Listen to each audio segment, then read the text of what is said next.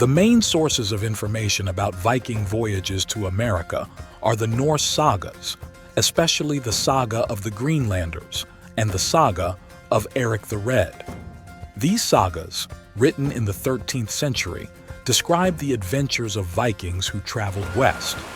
According to them, they reached a land they called Vinland because of the abundance of vines and grapes they found, which is identified with the island of Newfoundland in Canada. The most significant discovery of a Viking settlement in North America is L'Anse aux Meadows, located on the northern tip of the island of Newfoundland. Discovered in the 1960s and then extensively excavated, this site has been dated to around the year 1000, with more recent studies even pointing accurately to the year 1021, and is widely accepted as evidence of a pre-Columbian European presence in North America. The ruins include peat houses and workshops which are clearly in the Norse style. In the following, we will explore the voyages of the Vikings who crossed the Atlantic. It all begins with the story of Erik the Red. Erik the Red, whose real name was Erik Thorvaldsson, was an iconic figure in Viking history, best known as the founder of the first European colony in Greenland. Born in Norway around 950, Erik grew up at a time of great Viking expansion and exploration. Erik's story begins there, but soon moves to Iceland due to a series of tumultuous circumstances. His father, Thorvald Asvaldsson, was exiled from Norway for murder, bringing his family to Iceland, a common destination for many Vikings at the time. Erik's life in Iceland was not easy. He established himself as a farmer and community leader, but his temper and tendency to conflict led him to become involved in disputes with his neighbors. These conflicts culminated in acts of violence that resulted in the deaths of several men, for which Erik was declared an outlaw and sentenced to a 3-year exile from Iceland, a common punishment for serious crimes in Viking society. During his exile, Erik decided to explore westwards and discovered a land he called Greenland, possibly to attract settlers. According to the saga, this discovery occurred around 982 or 983. Contrary to its name, it was an inhospitable land with vast glaciers and a harsh climate, but also areas of fertile land. Erik spent the next 3 years exploring Greenland, mapping its coastline and assessing its resources. On his return to Iceland, his storytelling skills and charisma helped him recruit a large group of settlers. In 985, Erik led a fleet of 25 ships to Greenland. Although only 14 reached their destination due to rough sea conditions, they established 2 main settlements in Greenland: Estribygd, the east settlement, and Vestribygd, the west settlement. Under Erik's leadership, the colony managed to sustain and grow, becoming an important center of trade and activity in the North Atlantic. Erik the Red died around 1003 in Greenland, although the exact circumstances of his death are unclear in the sagas. He had several notable sons, including Leif Eriksson, Thorvald Eriksson, and Freydis Eirik's daughter, all of whom are important figures in the sagas of the Viking voyages to North America. The journey of Leif Eriksson. Also known as Leif the Fortunate, he was born around 970 AD in Iceland, the son of Erik the Red and Thjodhild. His childhood was spent in Greenland. He grew up in an environment of rough settlers and explorers, learning navigation and survival skills.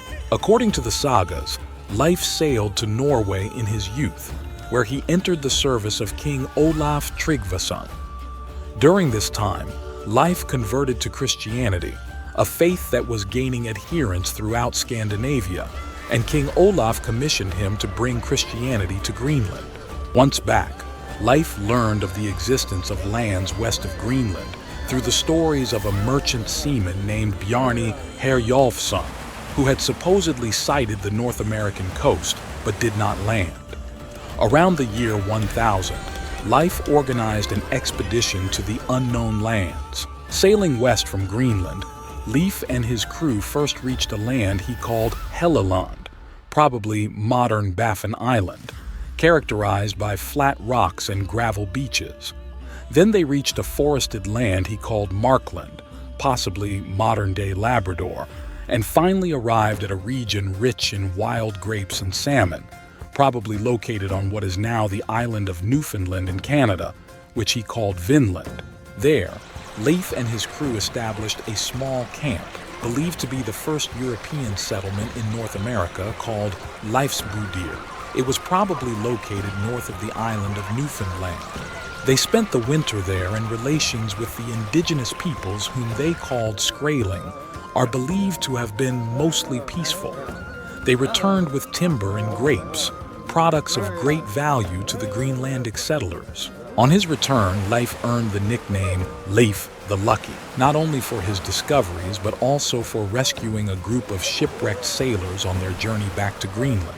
It is believed that he assumed a leadership role in the Greenlandic community after the death of his father, and that he became involved in the conversion of the local population to Christianity, influenced by King Olaf. Leif Eriksson has been honored in modern culture as an important explorer. In the United States, for example, Leif Eriksson Day is celebrated on the 9th of October in recognition of his role in the history of American exploration. The travels of Thorvald and Freydis. After Leif's return to Greenland, his younger brother Thorvald organized a voyage to further explore the lands Leif had discovered. Around the year 1002 or shortly thereafter, using the same route and possibly the same ship as Leif, Thorvald and his crew headed west. They arrived in Vinland, where they used the winter camp established by Leif. From this camp, they made several expeditions to explore the surrounding region. These explorations allowed them to learn more about the geography and resources of the land. Unlike Leif, whose encounter with the natives was relatively peaceful, Thorvald had more hostile encounters. According to the Norse sagas, in one incident, Thorvald and his men encountered some natives, and a conflict ensued in which the Vikings killed several of them. In a later conflict with the Skraeling, Thorvald was mortally wounded by an arrow. According to the saga of the Greenlanders, his last words were a wish to be buried in Vinland with a cross on his head and a cross on his feet. After Thorvald's death, the expedition returned to Greenland. As for Freydis, Leif's sister, she is a somewhat controversial figure in the sagas. The sagas describe two significant voyages in which Freydis played a crucial role, although the stories vary between the saga of the Greenlanders and the saga of Erik the Red. On the first voyage, he accompanied his brother Thorstein, not to be confused with Thorvald, on a failed attempt to reach Vinland. The second and most famous expedition was one that Freydis co-led with two Norwegian brothers, Helgi and Finnbogi. According to the sagas, she organized this expedition after hearing stories of Vinland's wealth and fertility. The three agreed to share equally in the profits of the expedition, but the alliance soon deteriorated due to tensions and mutual distrust. Freydis is portrayed as a brave and sometimes ruthless woman. In one version of her story, it is said that, even while pregnant and unarmed, she frightens the Skraeling by showing her breast and striking it with the sword of a fallen warrior. This act of bravery and daring is legendary. The sagas also recount acts of violence and deceit by Freydis towards the other members of the expedition. The saga of the Greenlanders tells how, in a fit of rage and ambition, he instigated the massacre of Helgi and Finnbogi's men as they slept, perhaps to keep his share of the spoils. An act that deeply tarnished his reputation on his return to Greenland. The journey of Thorfinn and his wife Gudrid. His voyage is one of the most detailed accounts of Viking colonization attempts in the New World. Born around the year 980 in Iceland, Karlsefni came from a family of prominent leaders and merchants. He eventually became a respected merchant, gaining wealth and reputation through his trading voyages. According to the Norse sagas, Karlsefni met Freydis in Greenland, where she and other members of Erik the Red's family told him about the lands to the west, known as Vinland. Karlsefni organized an expedition around the year 1010. He assembled a fleet of 3 ships and a crew of approximately 160 people, including his wife, Gudrid. The life of this woman is one of the most interesting. Married first to Thorvald, who died prematurely, then betrothed to Thorstein, Leif's younger brother, whose journey to Vinland was thwarted. After his death, the twice-widow marries Thorfinn, with whom she makes the journey west. While in Vinland, Gudrid gave birth to a son named Snorri, who may have been the first child of European descent born in North America. The sagas also relate that she had several visions and premonitory dreams, including an encounter with a soothsayer or oracle, thus blending history with the Norse mystical world. At the end of the video, you will see that there is even more. The expedition set out from Iceland, reaching Greenland and continuing its journey to Vinland, where it established a camp, possibly in the same place where Leif Eriksson had established his camp years earlier. While in Vinland, Karlsefni and his party explored the region, collecting resources and trading with the Skrailing. According to the sagas, they found wild grapes, valuable timber, and fertile land. Initially, encounters with the indigenous peoples were peaceful, with trade. The natives were particularly interested in the iron products and other goods that the Vikings had. However, over time, tensions increased, leading to conflicts and clashes. These clashes, along with the difficulties of maintaining a settlement in such a distant and challenging environment, eventually convinced Karlsefni that establishing a permanent colony in Vinland was unfeasible. After spending several winters in Vinland, Karlsefni decided to return to Iceland.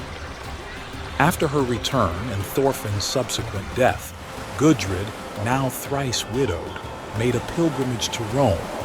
The saga of the Greenlanders relates that Gudrid traveled south across the ocean, visiting the court of the King of Rome, a term used to describe the Holy See. On his return, he is said to have led a pious and quiet life. Remember to subscribe, comment, and share the video. Leave your like and activate the notification bell if you want more stories like this one.